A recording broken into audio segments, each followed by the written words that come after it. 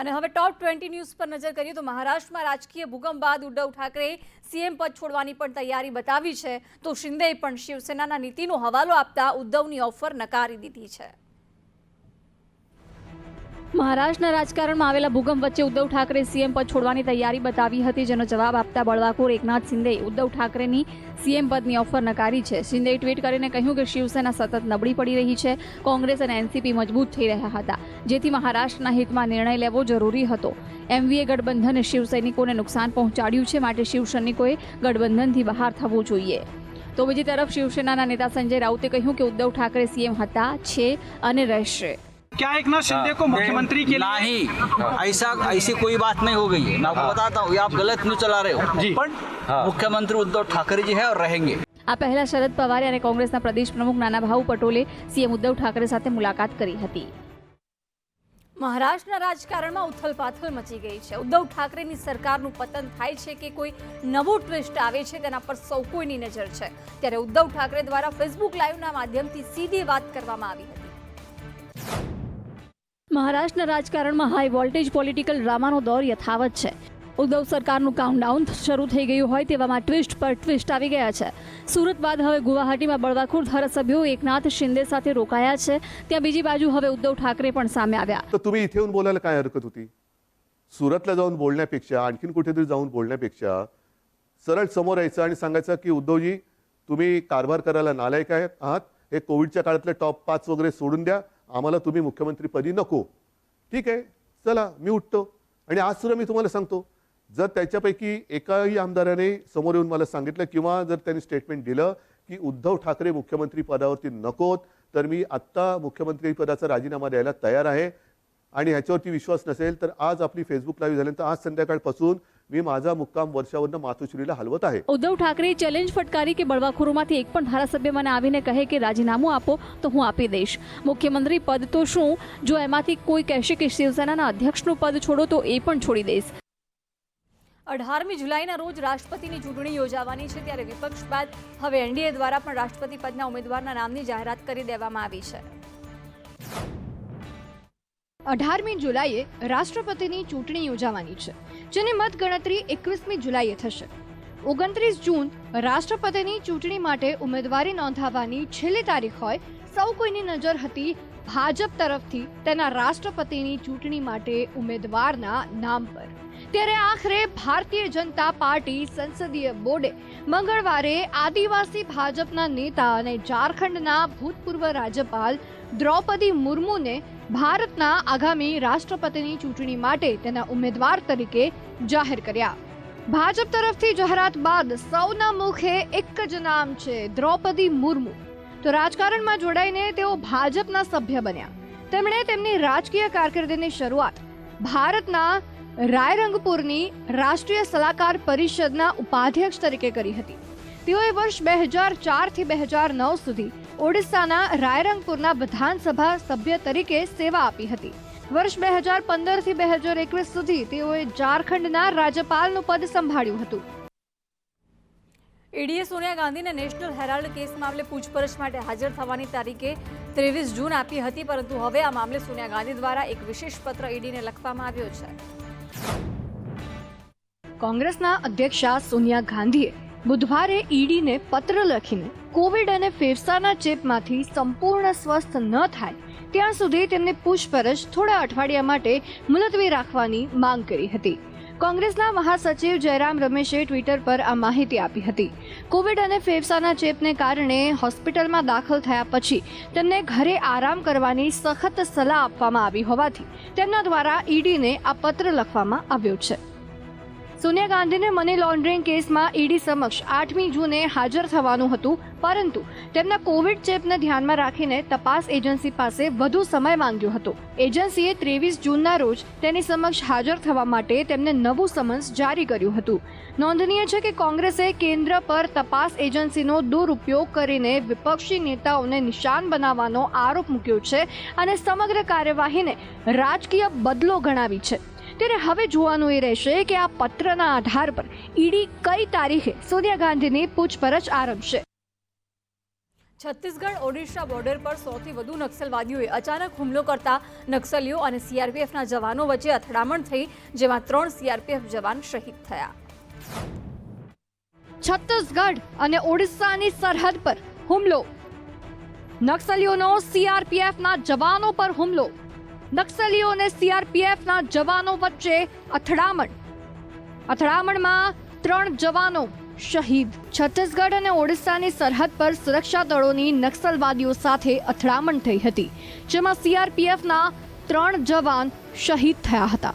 મળતી માહિતી મુજબ સીઆરપીએફ 19 બટાલિયનના જવાનો છત્તીસગઢના ગરિયાબંધ વિસ્તારને અડીને આવેલા ઓડિશાના નુવાપારા જિલ્લામાં રોડ ઓપનિંગ ડ્યુટી પર નીકળ્યા હતા.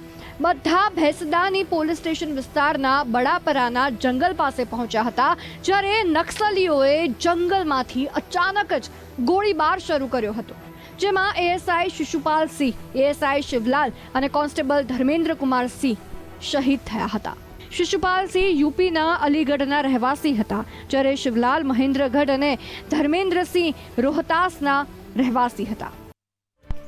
ચીનમાં પૂરને કારણે પરિસ્થિતિ અત્યંત વણસી છે. જિંગ્યાંગશી પ્રાંતમાં સતત વરસી રહેલા વરસાદથી લોકો ભોજન તેમજ પીવાના પાણી માટે ફાંફા મારી રહ્યા છે. અતિશય વરસાદને કારણે ચીનમાં પૂર આવ્યું છે. ચીનના જિયાંગશી પ્રાંતમાં સ્થિતિ અત્યંત વિનાશકારી બની ગઈ છે. જિયાંગશી પ્રાંતમાં આવેલા પૂરના કારણે 5 લાખથી વધુ લોકો પ્રભાવિત થયા છે. શહેરના કેટલાય વિસ્તારોમાં પાણી ભરાયેલા છે અને લોકો પોતાના ઘરમાં કેદ થવા મજબૂર બન્યા છે. પૂરના કારણે ખેતરોમાં ઉગેલો પાક નષ્ટ થઈ ગયો છે. ફેક્ટરીઓમાં કામ ધંધો બંધ પડી ગયો છે. સરકારના જણાવ્યા અનુસાર મુશળધાર વરસાદથી રાજ્યમાં કરોડોનું નુકસાન થયું છે. પૂરના કારણે આ વિસ્તારમાં ખાવા પીવાની સમસ્યા ઊભી થઈ છે. એવી પરિસ્થિતિ આવી છે કે લોકો પૂરના પાણીને ઉકાળીને પીવા માટે મજબૂર બન્યા છે. વરસાદ અને પૂરની પરિસ્થિતિના કારણે પ્રાંતના કેટલાય વિસ્તારોમાં ભૂસ્ખલનનો ખતરો પેદા થઈ ગયો છે. મોટાભાગની ઇમારતો પાણીમાં ડૂબી ગઈ છે અને અન્ય ઇમારતો ધરાશાયી થવાનો ખતરો વધી ગયો છે. મહત્વનું છે કે જિયાંગશી પ્રાંતમાં 28 મેથી વિરામ લઈને વરસાદ વરસી રહ્યો છે. તંત્ર દ્વારા પાણીમાં ડૂબેલા લોકોને બહાર કાઢવાનું અભિયાન ચાલી રહ્યું છે. અત્યાર સુધીમાં લગભગ 1 લાખ લોકોને પૂરમાંથી બહાર કાઢવામાં આવ્યા છે.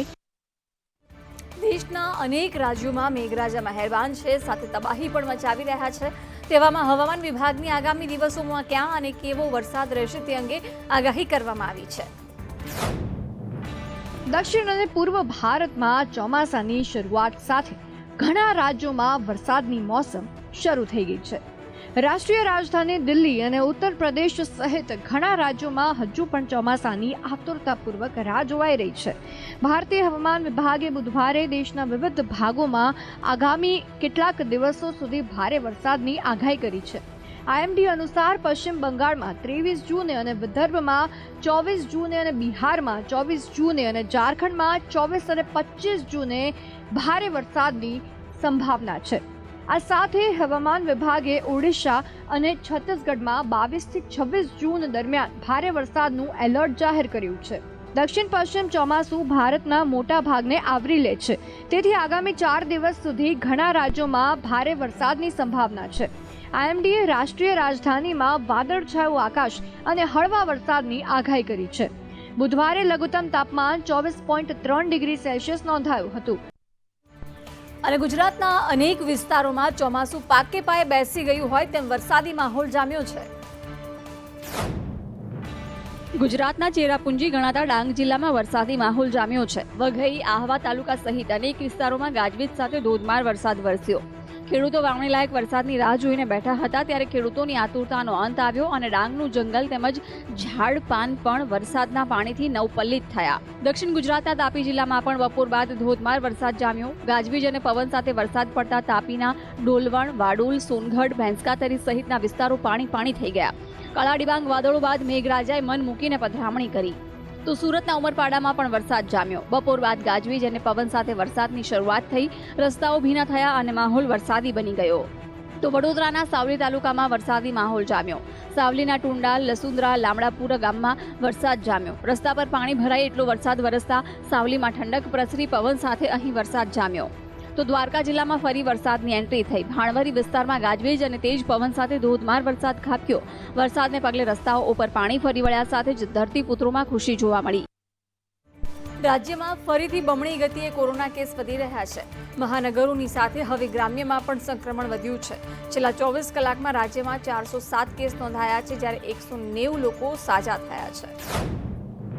રાજ્યમાં ફરી કોરોના બ્લાસ્ટની સ્થિતિ જોવા મળી રહી છે. છેલ્લા એક સપ્તાહથી બમણી ગતિએ કોરોના કેસમાં વધારો થઈ રહ્યો છે. જો કે ચિંતાજનક વાત એ છે કે મહાનગરોની સાથે હવે ગ્રામ્યમાં પણ સંક્રમણ વધી ગયું છે. છેલ્લા 24 કલાકમાં કોરોનાના 407 કેસ નોંધાયા છે, જ્યારે કે 190 લોકો સાજા પણ થયા છે. રાજ્યમાં સૌથી વધુ અમદાવાદમાં 210 કેસ નોંધાયા છે, તો સુરતમાં 57 કેસ નોંધાયા છે, જ્યારે કે વડોદરામાં 41 કેસ અને ભાવનગરમાં 11 કેસ નોંધાયા છે. આ સાથે રાજકોટમાં 19, ગાંધીનગરમાં 16, જામનગરમાં 9, વલસાડમાં 8, ભરૂચમાં 7, આણંદમાં 6, સાબરકાંઠામાં 5, મહેસાણામાં 4, કચ્છમાં 4, બનાસકાંઠામાં 4, નવસારીમાં 2, અમરેલીમાં 1, પાટણમાં 1 અને સુરેન્દ્રનગરમાં પણ 1 કેસ નોંધાયા છે. આ સાથે રાજ્યમાં કુલ એક્ટિવ કેસ 1741 છે, જ્યારે કે રાજ્યનો રિકવરી રેટ હવે 98.97% થયો છે. રાજ્યમાં નવા શૈક્ષણિક સત્રનો પ્રારંભ થઈ ગયો છે અને વિદ્યાર્થીઓ પણ આનંદ ઉત્સાહ સાથે શાળાએ જવા લાગ્યા છે.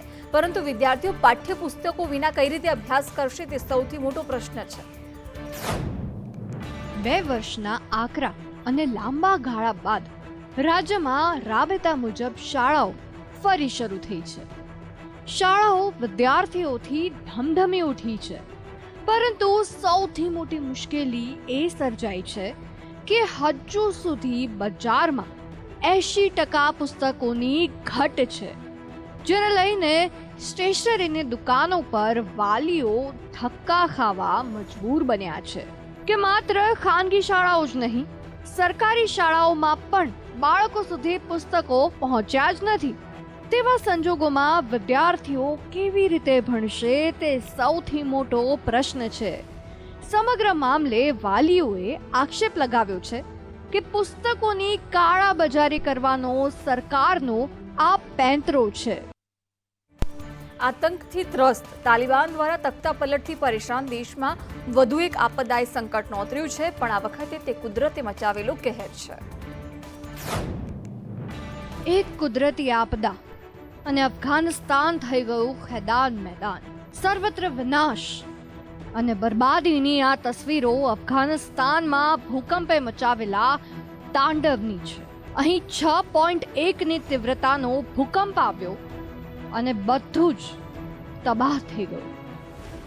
આ ભૂકંપે 1000થી વધુ લોકોના જીવ લઈ લીધા, જ્યારે 1500 લોકો ઘાયલ થયા. આ ભૂકંપનું કેન્દ્ર બિંદુ અફઘાનિસ્તાનના ખોસ્ત શહેરથી 40 કિલોમીટર દૂર હતું અને તેની અસર 500 કિલોમીટર સુધીના ક્ષેત્રમાં હતી, જેના કારણે અફઘાનિસ્તાન સાથે પાકિસ્તાન અને ભારતમાં પણ ભૂકંપના હળવા ઝાટકા અનુભવાયા. અફઘાનિસ્તાનમાં આવેલા ભૂકંપ પર ભારતીય વિદેશ મંત્રાલયે દુઃખ વ્યક્ત કર્યું. વિદેશ મંત્રાલયના પ્રવક્તા અરિંદમ બાગચીએ ટ્વીટ કરીને કહ્યું કે ભારત આ ક્ષણમાં સહાયતા પ્રદાન કરવા માટે કટિબદ્ધ છે.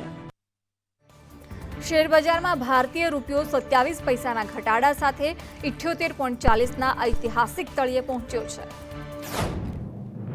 ભારતીય શેરબજારમાં વિદેશી રોકાણકારોની એકતરફી વેચવાલીને પગલે સ્થાનિક ચલણમાં ઘસારો જોવા મળી રહ્યો છે.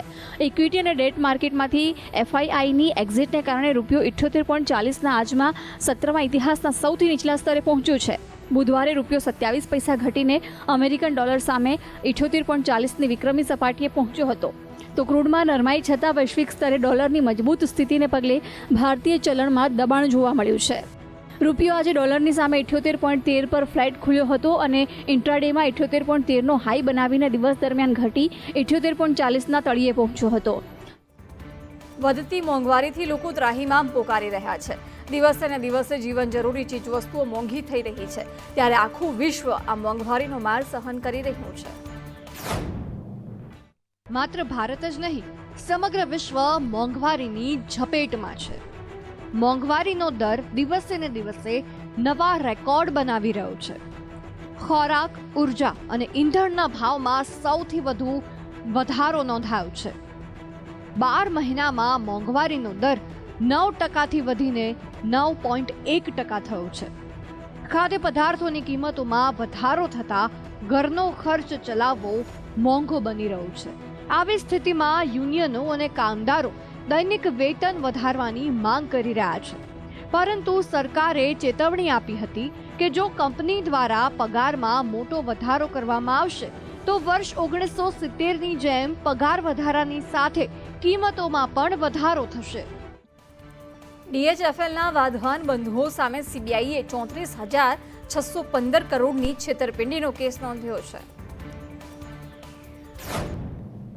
ભારતના NBFC સેક્ટર અને મ્યુચ્યુઅલ ફંડ સેક્ટરને હચમચાવી નાખનાર DHFL સ્કેમમાં પ્રમોટર વાધવાન બંધુઓ સામે સીબીઆઈએ કેસ નોંધ્યો છે. સીબીઆઈએ કપિલ વાધવાન અને ધીરજ વાધવાન સામે 34,615 કરોડની છેતરપિંડીનો કેસ દાખલ કર્યો છે.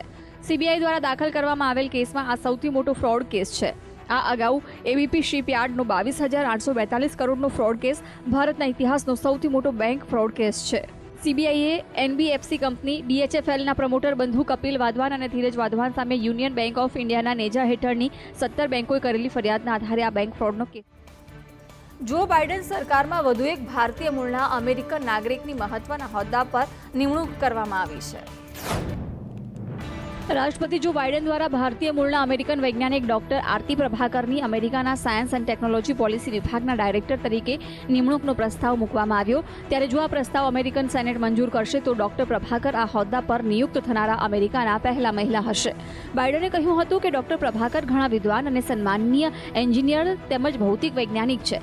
તેઓ સાયન્સ એન્ડ ટેકનોલોજીમાં અમેરિકાની આગળ વધવાની શક્યતાઓનો વિસ્તાર કરવા માટે તેમજ આ ક્ષેત્રમાં જેટલા પણ પડકારો છે તેનો સામનો કરવા માટે સાયન્સ એન્ડ ટેકનોલોજી પોલિસી વિભાગનું નેતૃત્વ કરશે. સમાચારોમાં આગળ વાત કરીએ તો ચીનમાં એક રિયલ એસ્ટેટ કંપનીએ એક અનોખી જાહેરાત કરી છે. શું છે આવો જોઈએ. ચીનમાં એક રિયલ એસ્ટેટ કંપનીએ ઘર ખરીદદારોને લોભાવવા માટે અનોખી રીત શોધી કાઢી છે. કંપનીએ ઘર ખરીદવા ઈચ્છુક લોકો પાસેથી ડાઉન પેમેન્ટ તરીકે ઘઉં અને લસણને સ્વીકાર કરવાનું શરૂ કર્યું. આ રિયલ એસ્ટેટ કંપની હેનાન સ્થિત સેન્ટ્રલ ચાઇના રિયલ એસ્ટેટ છે કે જેણે એક જાહેરાતમાં ઉલ્લેખ કર્યો છે કે ઘર ખરીદવા માટે ડાઉન પેમેન્ટ તરીકે 2 યુઆન પ્રતિ કૈટીના દરથી ઘઉંનો ઉપયોગ કરી શકે છે. કૈટી ચીનનું એક યુનિટ છે જે લગભગ 500 ગ્રામ બરાબર થાય છે. એક ઘરની ખરીદી માટે ડાઉન પેમેન્ટ 1.60 લાખ યુઆન થાય છે. મહત્વનું છે કે ગત મહિને સેન્ટ્રલ ચાઇનાએ એક અન્ય જાહેરાત પ્રકાશિત કરી હતી જેમાં ઉલ્લેખ કરાયો હતો કે ઘર ખરીદવા ઈચ્છુક 5 યુઆન પ્રતિ કૈટીના દરથી ડાઉન પેમેન્ટ તરીકે લસણનો ઉપયોગ કરી શકે છે. યુક્રેન રશિયા વચ્ચે સતત યુદ્ધ ચાલી રહ્યું છે. યુક્રેને રશિયાની મિસાઇલ અને 2 ડ્રોન તબાહ કરવાનો દાવો કર્યો છે. રશિયા અને યુક્રેન વચ્ચે લગભગ 4 મહિનાથી યુદ્ધ ચાલી રહ્યું છે. મંગળવારે યુદ્ધના 118મા દિવસે યુક્રેનની વાયુસેનાએ દાવો કર્યો હતો કે તેણે એક રશિયન મિસાઇલ, 2 ડ્રોન અને 2 દારૂગોળાના ડેપોને નષ્ટ કરી દીધા છે. યુક્રેન એરફોર્સે આ માહિતી સોશિયલ મીડિયા પર શેર કરી છે. વાયુસેનાએ કીવ અને ડોનેટ્સ્ક પ્રદેશોમાં 2 ડ્રોન તોડી પાડ્યા છે તેવું નિવેદનમાં જણાવવામાં આવ્યું છે. આ યુદ્ધની વચ્ચે સમાચાર આવી રહ્યા છે કે રશિયાએ યુક્રેનમાંથી 2 ભૂતપૂર્વ અમેરિકન સૈનિકોને પકડી લીધા છે. તેમના નામ એલેક્ઝાન્ડર ડ્રક અને એન્ડી હુઇન છે. રશિયાનો દાવો છે કે આ બંને યુક્રેન વતી યુદ્ધમાં સામેલ હતા. યુક્રેનના અધિકારીઓનું કહેવું છે કે તે બંને રશિયા સામે લડવા માટે પોતાના દમ પર યુક્રેનની સેનામાં જોડાયા હતા. મહત્વનું છે કે અત્યાર સુધી 34,100 રશિયન સૈનિકોના ખાત્માનો દાવો યુક્રેને કર્યો છે. ઈરાન સાથે યુદ્ધની તૈયારીમાં લાગી ગયું છે ઇઝરાયલ. પશ્ચિમી એશિયામાં બનાવી રહ્યું છે પોતાનું નાટો. જોઈએ આ રિપોર્ટ. ઈરાની મિસાઇલ અને ડ્રોનના વધતા જોખમને ધ્યાનમાં રાખીને ઇઝરાયેલે હવે પશ્ચિમ એશિયામાં તેનું એર ડિફેન્સ એલાયન્સ એટલે કે MEAD બનાવવાનું શરૂ કર્યું છે. આ નેટવર્ક UAE, સાઉદી અરેબિયા અને ઇજિપ્ત સાથે મળીને કામ કરી શકે છે. પશ્ચિમ એશિયામાં આ નવા જોડાણનું નેતૃત્વ અમેરિકા કરશે. ઈરાન સાથે વધતા તણાવ વચ્ચે ઇઝરાયેલે જાહેરાત કરી છે કે તે પશ્ચિમ એશિયામાં એક નવું હવાઈ સંરક્ષણ જોડાણ બનાવવા જઈ રહ્યું છે. પૂર્વ પ્રધાનમંત્રી નવાઝ શરીફ હાલ લંડનમાં છે. તેઓ પાકિસ્તાન પરત ફરશે તેવી અટકળો વહેતી થઈ છે. પાકિસ્તાનના પૂર્વ વડાપ્રધાન નવાઝ શરીફે દેશ પરત ફરવાની ઈચ્છા વ્યક્ત કરી છે. તેમના નાના ભાઈ અને વર્તમાન PM શહેબાઝ શરીફની સરકારે પણ આ માટે મંજૂરી આપી દીધી છે. પાકિસ્તાનની સેનાને પણ આનાથી કોઈ વાંધો નથી. આ બધા વચ્ચે નવાઝ શરીફના પાકિસ્તાન પરત ફરવા અંગે કાનૂની સમસ્યાઓ સર્જાઈ શકે છે. ફેડરલ કાયદા પ્રધાન આઝમ નઝીર તરારે જણાવ્યું હતું કે પૂર્વ વડાપ્રધાન નવાઝ શરીફને પાકિસ્તાન પરત ફરવા પર ટ્રાન્ઝિટ જામીન આપવામાં નહીં આવે તો તે ફ્રાન્સમાં એક રિસર્ચ અનુસાર શ્રવણ શક્તિ ગુમાવનારની સંખ્યા વધી રહી છે. વધતા ઇયરફોન કે હેડફોનના ચલણને કારણે 25% વસ્તીમાં સાંભળવાની સમસ્યા સર્જાઈ છે. આજના ઇન્ટરનેટના યુગમાં આપણે જ્યાં જોઈએ ત્યાં મોટાભાગના યંગસ્ટર્સના કાનમાં હેડફોન જોવા મળે છે. ઓટોમાં કે બસમાં દરેક જગ્યાએ દર બીજો માણસ ઇયરફોનમાં જોવા મળતો હોય છે. આ હેડફોન કે ઇયરફોન સ્વાસ્થ્ય માટે નુકસાનકારક સાબિત થઈ શકે છે. ફ્રાન્સમાં એક સ્ટડી કરવામાં આવી છે. ત્યાંની national institute of health and medical institute research દ્વારા જાણવા મળ્યું કે ફ્રાન્સમાં 4માંથી 1 વ્યક્તિને સાંભળવામાં પરેશાનીનો સામનો કરવો પડી રહ્યો છે. બુલેટિનમાં અત્યારે બસ આટલું જ. નમસ્કાર.